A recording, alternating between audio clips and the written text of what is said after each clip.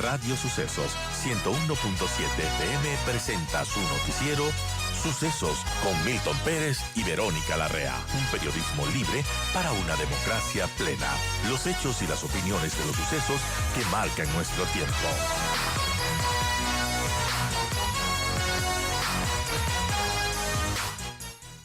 Desde el sector exportador, ¿qué nos puede comentar de lo que ha pasado en esta primera mitad del 2024? Bienvenido, Javier, y gracias por estar con nosotros. Muchísimas gracias, Verónica. Siempre es un gusto compartir con usted, con su audiencia, así que reciban un caluroso saludo de la Federación Ecuatoriana de Exportadores. La descripción que usted hizo al inicio es la correcta. Hemos tenido un primer semestre que ha estado caracterizado en el valor de exportación por un crecimiento del 8%.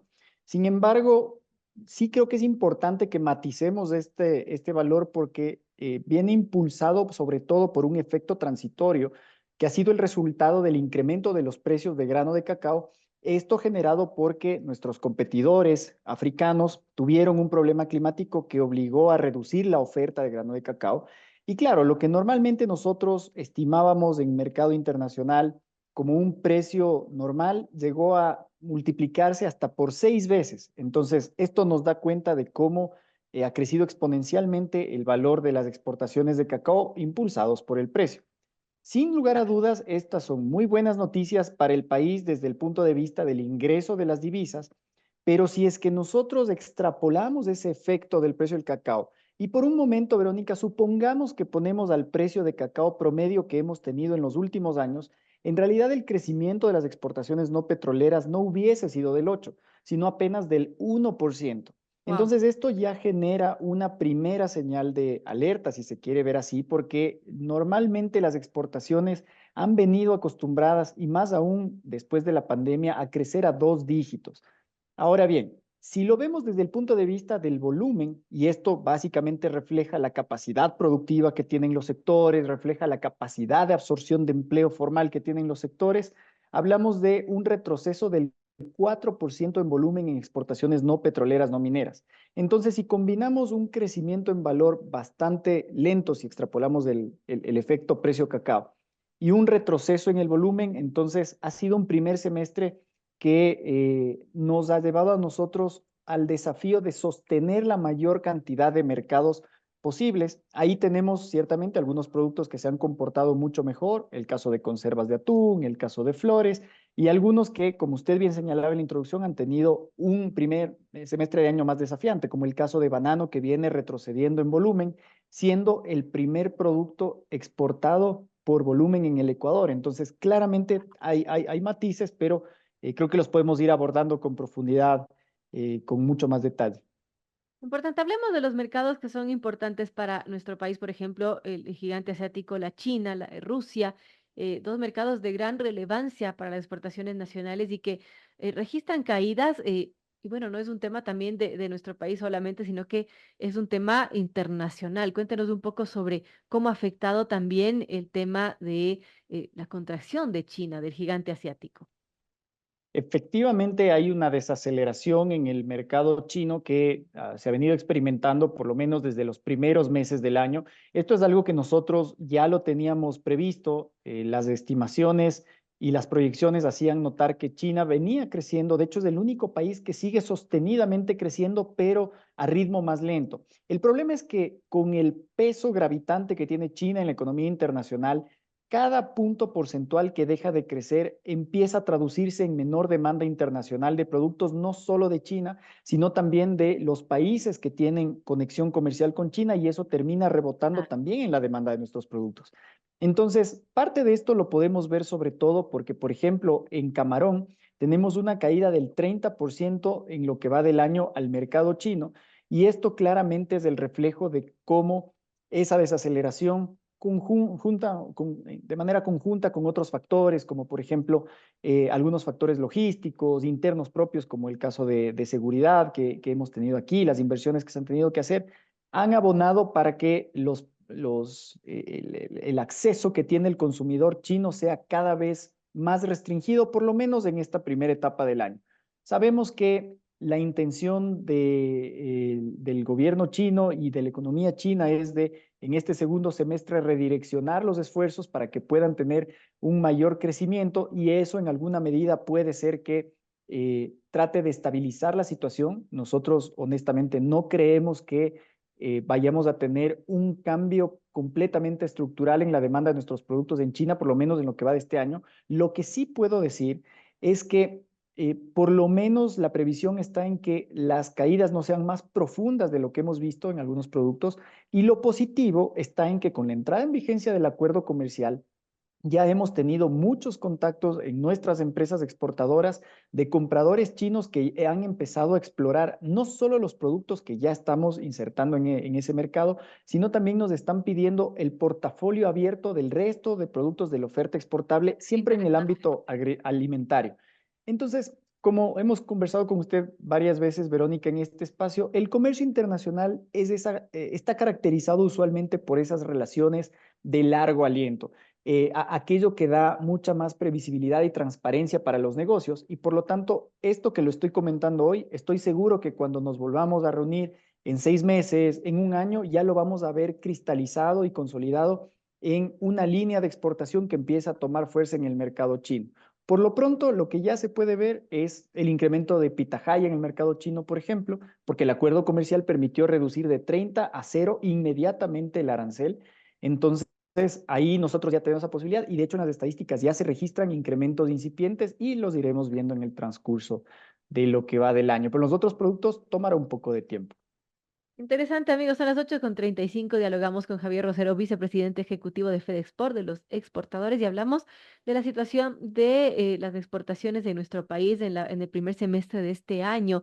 Hablamos de uno de los productos de estrella de nuestro país, del banano, porque la Asociación de Exportadores de Banano del Ecuador, la AEBE, informó que para junio del 2024 las exportaciones de banano acumularon 188.099 millones de cajas. Esto representa una disminución de 1.99 millones de cajas en comparación con el mismo periodo del año pasado. Pero también hay noticias interesantes, por ejemplo, el arancel cero para banano que se está aplicando en Corea del Sur se ha impulsado las exportaciones del Ecuador que se tripliquen en este 2024 y bueno, eso podría ser beneficioso de cara al futuro. También, recordemos, está pendiente un acuerdo comercial, la firma de este acuerdo comercial con Corea del Sur, pero ¿qué tan optimistas podemos ser de estos nuevos mercados? Por ejemplo, en el caso de Corea del Sur, si bien el gigante asiático como es China ha tenido una contracción y eso ha afectado las exportaciones desde nuestro país, se abren estas opciones como es el caso de Corea. Efectivamente, y ahí eh, el caso, por ejemplo, de lo que tuvimos en la negociación del acuerdo comercial con China, ya prevé un desmonte del arancel que para ese mercado era del 10%, que va a ser paulatino durante 10 años para el banano. Entonces, de igual manera, iremos viendo una mejora progresiva de nuestro volumen de acceso a ese mercado y en el caso de Corea del Sur, la negociación está terminada, estamos esperando los procesos internos de validación para poder proceder a la firma y con eso, el arancel que hoy enfrentamos, que es alrededor del 20% o 30% en el mercado coreano para el banano ecuatoriano, cuando tenemos competidores directos, como el caso de Colombia, que han venido creciendo a más del 100% en los últimos 2 años, han venido más que duplicando su volumen, y eso claramente da cuenta de que incluso considerando el desafío logístico que significa mover fruta desde aquí hasta Corea del Sur, ya hay un competidor que lo está haciendo y está ganando espacio y es sobre todo por la gran brecha que existe en materia arancelaria. Por eso nuestra expectativa, en efecto, es muy optimista de que una vez que tengamos el acuerdo comercial con Corea del Sur, vamos a poder entablar esas conversaciones que nos permiten equilibrar la cancha para hacer notar a los compradores, en el caso de ese mercado, que estamos en condiciones en el muy corto plazo de empezar a competir.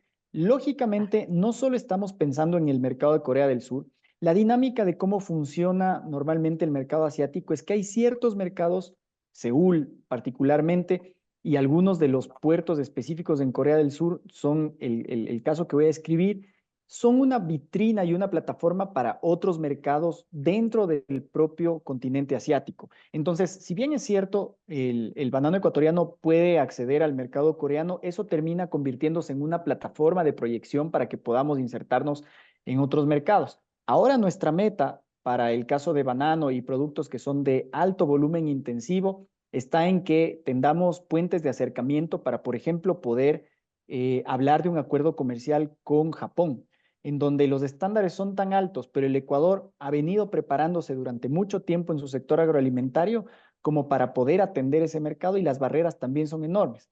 Perú, por ejemplo, tiene un acuerdo desde hace muchos años atrás con Japón y ahí es donde nosotros creemos que podríamos cerrar la estrategia de inserción en el continente asiático, por lo menos con esos tres grandes puntales, China, Corea del Sur y Japón.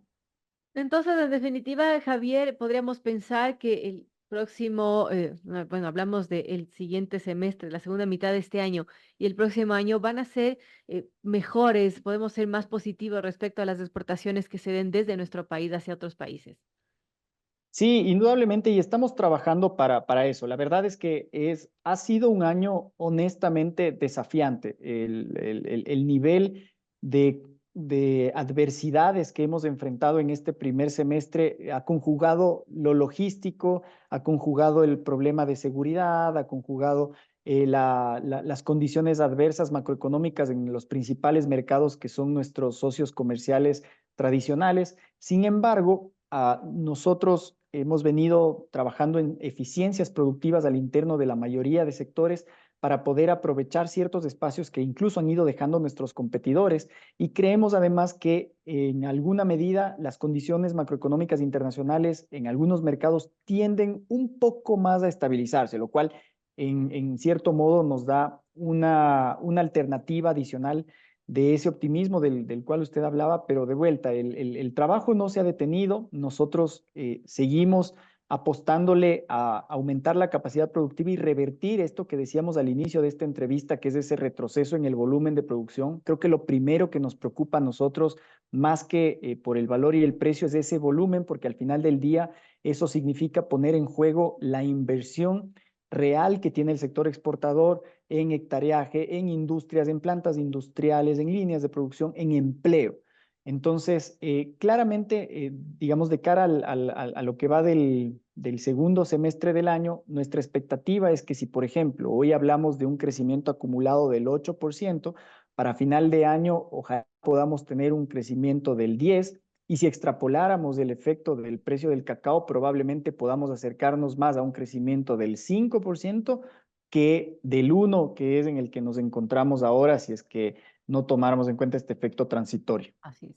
Bueno, importante, estaremos siguiéndole la pista a lo que pasa con las exportaciones de nuestro país. Gracias a Javier Rosero, vicepresidente ejecutivo de FedExport. Gracias por estar con nosotros y contarnos, ampliarnos un poco más cómo vive el sector exportador en estos momentos. Siempre es un gusto compartir este espacio, Verónica. Muchísimas gracias.